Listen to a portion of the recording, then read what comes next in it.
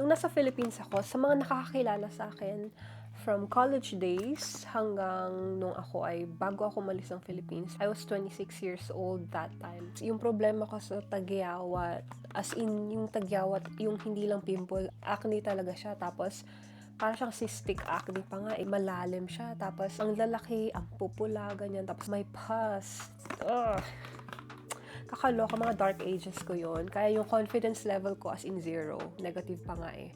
I remember this time, college ako nito. Pasok ako noon eh. Pagkatapos kong maligo, humarap ako sa salamin, tapos nakita ko yung mukha ko. Grabe, punong-puno yung mukha ko ng mga tagyawat. Tapos ang pupula nila as in ko. Nag-breakdown na ako. Naiyak ako sa itsura ko. Ayoko nang pumasok. Ayokong pumasok kasi nakakahiya yung mukha ko, ganyan.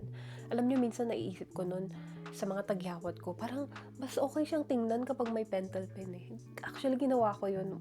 There's one time na yung may isa akong tagyawat, kinover ko siya ng pentel pen. I just thought na mas okay siya na ganun na lang. Kasama yun sa, sa prayers ko na sana mawala na yung mga tagyawat ko, ganyan.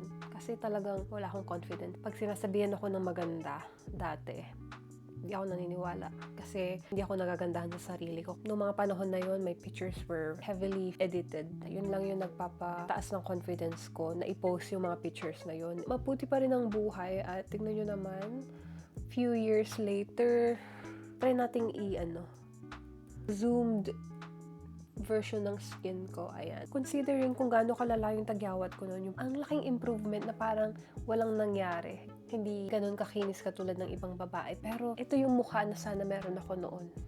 Pero ayun, thankful pa rin at nawala sila.